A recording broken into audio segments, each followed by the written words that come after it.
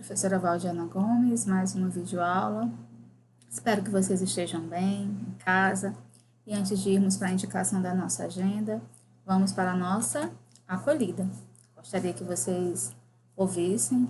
A nossa acolhida de hoje é um texto do livro Peregrino Aqui, do autor Nonato Costa, em que diz: as pessoas esqueceram, certo, oitavo ano? Então, por favor, não passa o vídeo, né? Escuta com carinho a mensagem que eu trago para vocês hoje de acolhida. As pessoas esqueceram, oitavo ano. Talvez as pessoas tenham esquecido de como perceber as coisas simples, de como se alegrar com a chuva ou de como dormir cedo, vez ou outra. Traz sossego ao coração. As pessoas esqueceram de viver os pequenos detalhes, de celebrar os atos singelos e do sabor da água de coco numa tarde de verão. Um dia elas esqueceram. As pessoas esqueceram de cuidar da sua grama e passaram apenas a olhar do vizinho. Um dia esqueceram de viver o hoje e passaram a se concentrar apenas no amanhã. Não se sabe bem quando isso aconteceu, mas aconteceu. Estas duas situações passaram a existir. Ao longo dos anos, o ser humano foi trazendo ao coração motivações erradas e valores distorcidos, até que tudo se tornou comum. Tudo virou normal, e aquilo que era essência passou a existir apenas nas lembranças que geraram saudade. Saudade do tempo em que vivíamos o hoje, e isto passou a ser natural. E todo mundo gosta de sentir essa saudade porque é mais fácil viver assim. É complicado voltar a viver o hoje. É mais seguro viver o amanhã, pois vive-se apenas a planejar. E quando chegar o amanhã, estaremos projetando o dia seguinte, a semana seguinte, o mês seguinte. Não podemos parar para viver o hoje porque precisamos planejar o amanhã. O amanhã que não chega, como naquelas placas que tinha na frente das mercearias, quando eu era menino, fiado só amanhã. O amanhã não chegava. Fizeram isto com a vida, fizemos isto com a nossa vida. As pessoas esqueceram de viver e decidiram apenas planejar para um dia realizar. Então eu me lembro daquilo que está no Salmo 118. Este é o dia que o Senhor fez, regozijemos e alegremos-nos nele. Talvez fosse melhor tirar as lentes do amanhã e voltá-las para o hoje. É preciso se alegrar no dia de hoje, viver o abraço do filho, o beijo da esposa, o jantar em família, o encontro com os membros da igreja. Seria bom falar livremente e sem pressa sobre Deus, sobre as rosas no jardim ou sobre a música que emociona. É preciso sorrir demoradamente e escutar o coração que bate próximo ao seu, e assim caminhar sobre a serenidade da vida, tranquilizando a agitação cotidiana. É essencial viver o hoje pacientemente, a cada dia, pois hoje é o dia que o Senhor já fez. Nele devemos nos alegrar. Então, com muito carinho, que a gente começa a nossa videoaula de hoje, que vem numa proposta diferente de revisão, de correção, certo? E agora, vamos aí para a nossa agenda. Nós temos a nossa acolhida, a correção do módulo 4, que foi a indicação da agenda, página 69, pula para 85 a 87. E a gente vai recapitular esses conteúdos que vocês já receberam, deve estar aí no roteiro de vocês de estudo. Período simples, composto, conjunção coordenativa, subordinativa, sinônimo e antônimo. Nossa prova tem 12 questões e a gente vai recapitular. Além disso, o pessoal não está aí na agenda, mas eu finalizo dando as dicas do trabalho, né? Vocês estão fazendo a atividade do paradidático, um trabalho final, né, que vai ser entregue. E eu faço aí com vocês algumas considerações sobre esse trabalho. Então, eu peguei aí sua gramática, o seu módulo 4, e vamos iniciar. O que estudei? Você estudou, neste capítulo, o texto expositivo de livro didático, o poema narrativo, além de conjunções. Agora retome esses conceitos para completar os textos a seguir. O texto expositivo de livro didático é um gênero que circula no meio escolar e cuja finalidade, oitavo ano, é instruir sobre um conteúdo do currículo de ensino. Por isso, sua linguagem deve ser clara, objetiva, impessoal e formal. Costuma ser organizada em tópicos e pode apresentar recursos e ferramentas que contribuem de alguma forma para o aprendizado do conteúdo, como mapas, gráficos, fotos, esquemas, entre outros. Poema é um gênero de tamanho variado composto em versos, que podem ser organizados em estrofes para descrever algo, narrar uma história, fazer crítica, expor sentimentos, além de despertar sensibilidade às emoções do leitor. Um poema pode explorar a sonoridade e a significação das palavras, a fim de criar efeitos diversos como expressividade, sonoridade, rima e ritmo, humor, melancolia. Palavras que ligam termos da mesma função sintática em uma oração recebem o nome de conjunções. Olha aí, importante. Como estabelecem conexão, também são chamadas de conectivos. Nestes casos, ligam termos da mesma função sintática em uma oração. Ela recebe o nome de conjunção coordenativa. As conjunções coordenativas também podem ligar orações, aquelas que possuem verbo, estabelecendo um sentido entre elas, não esqueça. Em períodos compostos, a palavra que introduz uma oração, que desempenha uma função sintática dentro de outra, ou seja, uma oração dependente de outra chamada de conjunção subordinativa, porque existe essa dependência. Aí a gente vem para a página 85. Neologismo. Releia o trecho a seguir do conto A Menina Sem Palavras, de Mia Couto. Quando ele puxou para arrancar aquele fruto do céu, se escutou um rebenta-mundo. A lua se cintilaçou em 1000 estrelinhações. O mar se encrespou, o barco se afundou, engolido no abismo. A praia se cobriu de prata, flocos de luar cobriram o areal. A menina se pôs a andar ao contrário de todas as direções, para lá e para além, recolhendo os pedaços lunares.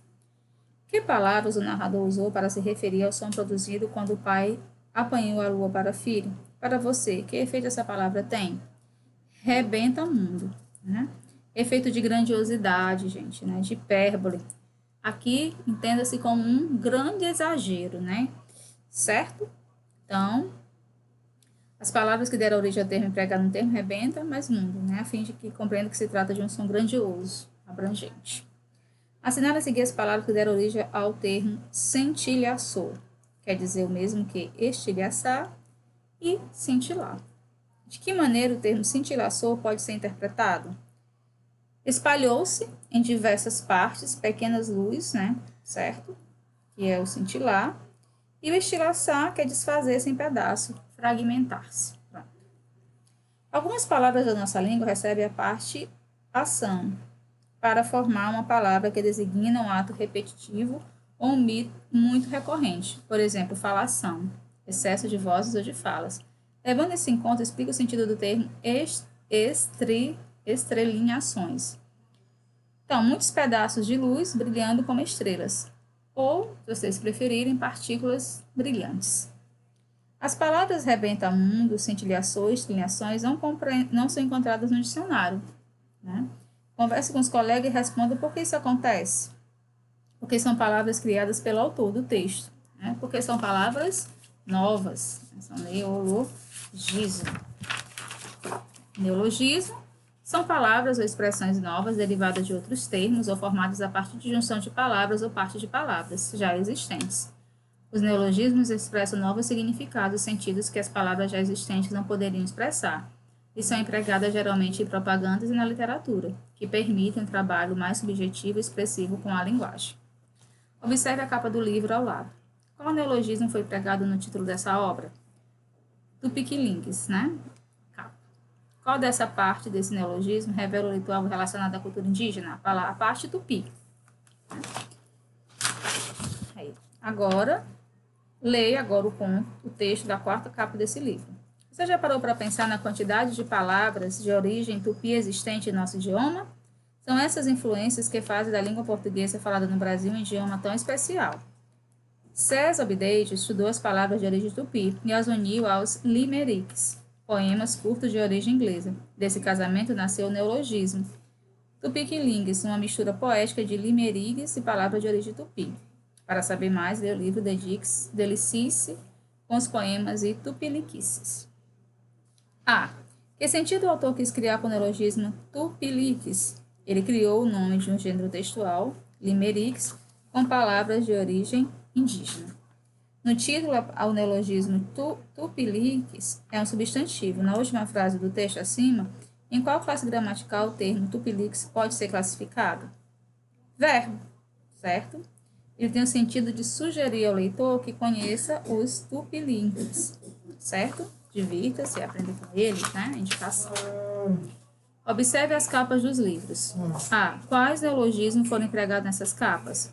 Zonário, inventadeiro e desvendério. Né? Aí bem visível para vocês. Quais palavras ou partes de palavras podem ter sido utilizadas para formar esse neologismo? Zonário é a junção das palavras ou, animal. Dicionário, inventadeira, é a junção de inventar ou inventora, com eira, aquela que exerce o ofício de. E o desvendere é a junção desvendar e mistério. Em sua opinião, qual é o sentido da palavra zonário? Um dicionário de animais. A palavra inventadeira é sinônimo de inventora. Tanto a parte eira quanto a parte oura tem o sentido de atividade ou profissão. Levando-se em consideração que efeitos o emprego do termo inventadeira cria para o título do livro? Rima mistério, rima e humor, rima ironia, rima ambiguidade. Rima e humor. Uma das características mais marcantes do escritor Mia Couto é a invenção de palavras. No conto A Menina Sem Palavra, há diversos neologismos, além do que você já viu nessa sessão. Ele é o conto na página 80, 81, 82, indica os neologismos empregados. Aí nós temos intransmissível, mexível, gostoseou, bolou, toneloso, temedroso, elabolou. Então, você coloca aí as opções encontradas, tá bom? E agora, nós damos sequência à nossa aula. Conteúdo da prova, período simples. É um enunciado de sentido completo, oitavo ano, construído com uma oração absoluta, ou seja, apenas um verbo. A gramática normativa da língua portuguesa prevê, além da frase e da oração, outro tipo de unidade sintática, o período. Os períodos simples são aqueles constituídos por uma única oração, ou seja, um enunciado com apenas um verbo e sentido completo. Nesse caso, a oração é chamada de absoluta. Observe os exemplos. Viajarei sempre nas minhas férias de janeiro. Observe os pássaros nos galhos das árvores. Minha irmã vai agora ao aeroporto. Meu médico saiu de férias em agosto. Então, você percebe que o período simples é aquele em que a gente tem a presença de apenas um verbo. Período composto. Período composto por coordenação. É formado por orações coordenadas e dependentes entre si.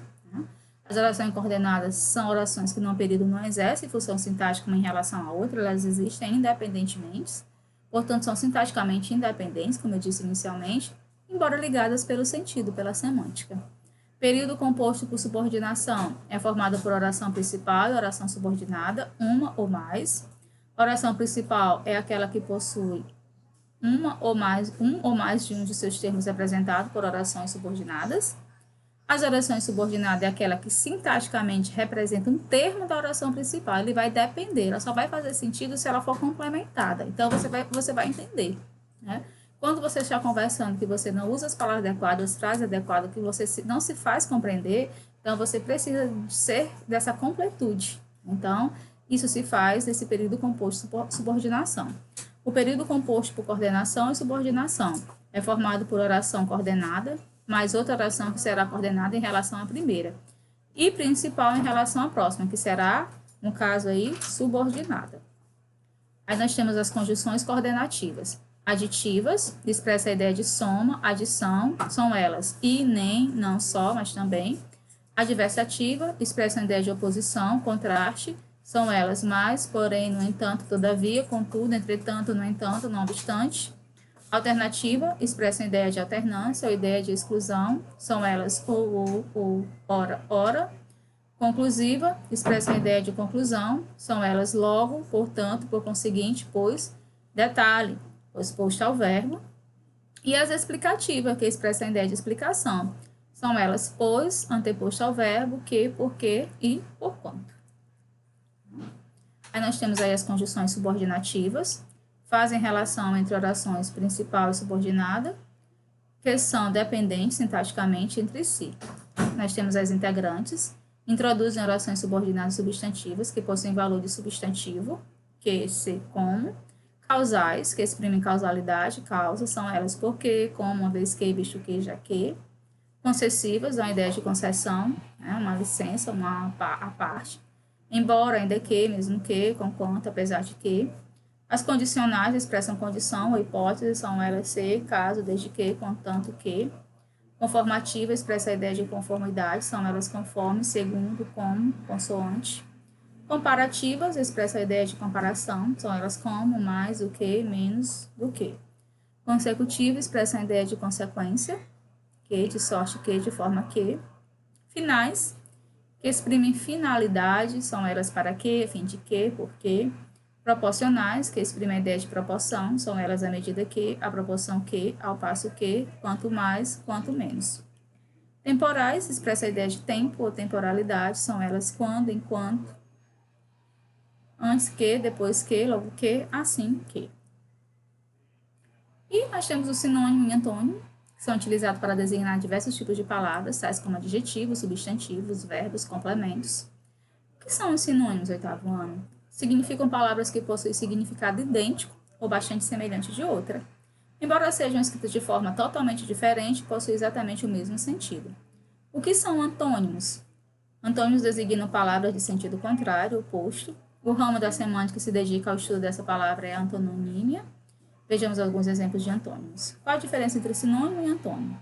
Para ficar clara a diferença entre sinônimos e antônimos e jamais confundir esses termos, basta lembrar que os sinônimos referem às palavras semelhantes, enquanto antônimo, palavra contrária, né? Palavras semelhantes, antônimo, palavras contrárias. Isso foi nossa recapitulação, nossa revisão de gramática. E o que vai ser para a redação, professora? Vai ser o nosso trabalho do paradidático. Lá no Meet nós já informamos, você vai escolher um dos paradidáticos lidos nesse ano de 2020, né? Depois de escolhido aquele que você mais gostou, o critério da escolha é esse, que você mais se identificou, porque é muito bom a gente falar, fazer um resumo do que a gente domina, do que a gente entende. Não, eu poderia ter feito uma escolha, mas eu acho que isso não seria legal, porque a leitura, ela exerce essa influência na vida de vocês, é o nosso desejo. Então, o hábito da leitura deve ser estimulado, né? Ainda que na infância, para que o indivíduo aprenda desde pequeno que ler é algo importante e, acima de tudo, prazeroso. Uma leitura realizada com prazer desenvolve a imaginação, a escuta atenta, a linguagem, né, dos adolescentes, jovens. Descubra qual é o seu livro favorito para ler, priorize os livros, escolha uma boa história, né? Não desista, não tenha preguiça, faça recomendações e busque coisas novas, né? A gente tem algumas sugestões, né? Eu sugiro mesmo as que vocês leram, né? Como indicações. E aqui a gente faz uma revisão das orientações. A capa do trabalho de vocês, muita gente tem me perguntado se pode ser a própria capa do livro. Não, pessoal. A capa do trabalho é uma coisa, a capa do livro é outra, né? Então, na capa você vai colocar o nome da escola, o slogan, né, da escola, o título do trabalho, nome do aluno, o número de vocês, o ano, nome do professor, Valdiana Gomes, língua portuguesa, voltado para a redação, pode colocar entre parênteses, a cidade, Cascavel, Ceará, 2020, né? Sem muitos enfeites, é uma capa de um trabalho que vai valer nota para vocês. Você vai fazer a apresentação. A apresentação é uma breve noção do que você está fazendo, né? Para que você apresente o leitor, no caso, o professor ou corretor. E você está fazendo essa apresentação, essa é a leitura do livro, que é um resumo de um livro lido, escolhido por você. Como você pode dizer aí o motivo por qual você escolheu esse livro, dentre tantos. Você leu 4, 5, você escolheu este ponto. Você justifica aí. Aí você organiza, né, a sua apresentação. Ela não precisa ser muito extensa, ela tem que ter de 5 a 6 linhas. E você vai para o seu resumo, né? Então, o resumo ele tem que ter no mínimo 30 linhas, ele pode ter mais, ele só não pode ter menos. Ele pode ser, o resumo perfeito, gente, só pode ser feito quando entendemos muito bem o que a gente está se propondo a resumir, tá certo? E antes de começar, é preciso definir quais serão os tópicos abordados nele, você faz o seu rascunho. Se você vai citar os personagens, se você vai citar todos os lugares, os desfechos, né, sejam principais para a história. Você pode entrar em detalhes, porque na verdade você vai ter que apresentar ao leitor, no caso ao corretor, sua professora, a ideia geral do livro. Mesmo que eu não tenha lido o livro, eu vou conhecer o livro através de você, das suas palavras. Então veja a importância de você fazer um bom resumo, de você se fazer entender, de você se colocar, né? Aqui vai valer a sua visão, sua percepção, a sua interação com o livro lido. Ainda que o resumo seja um material breve, não diminua os detalhes, né? Quando isso for necessário, se é preciso ter um conhecimento anterior para entender algo, dê o exemplo completo, faça uma explicação, tá certo? Capriche no seu resumo. E a conclusão é onde você finaliza o trabalho, né? O seu trabalho vai ser finalizado nessa conclusão, escrevendo o seu ponto de vista sobre o assunto e as conclusões que tirou com a pesquisa realizada. E eu gostaria que você acrescentasse também a indicação do livro. Você indica esse livro para um colega, ele lhe trouxe uma mensagem importante, né? E a conclusão também você vai fazer de 4 a 5 linhas, você está concluindo o trabalho. O que não está aqui foi que eu pedi para que vocês usassem 3 imagens. Essas imagens elas podem ser tiradas do próprio livro, elas podem ser tiradas da internet, pode ser criada por vocês. Eu não entendi, professor, o que seriam essas imagens? São imagens que resumem o livro também, né? A linguagem não verbal. Às vezes um olhar vale mais do que 1000 palavras, né? Então que imagem representa esse seu resumo? Se você tivesse que resumir o livro com imagens, quais seriam essas imagens? Eu também vou avaliar essa sua percepção, né? Porque nós trabalhamos esse gênero no decorrer do ano. Então você vai escolher essas imagens, né? Não sei se eu pedi para vocês frases de efeito, se foi só para o nono ano, mas se eu tiver pedido, você vai colocar frases de efeito. Aí sim, você tira tal qual do livro, sem comentá-los, tá certo? E você vai fazer o seu trabalho, avaliando nota de redação, caprichando, tá certo? Espero que você já tenha já o livro escolhido, que vocês já possam estar rascunhando para não perder o prazo e a data de entrega, tá certo? No mais é isso. Um abraço carinhoso. Fiquem com Deus, bons estudos, boa prova. Não esqueça que ler e interpretar faz parte da prova. É importante que você leia com atenção, marque quando tiver certeza. Eu vou estar aqui na torcida para que tudo dê certo no seu desempenho final. Um abraço carinhoso e até a nossa próxima videoaula, se Deus quiser.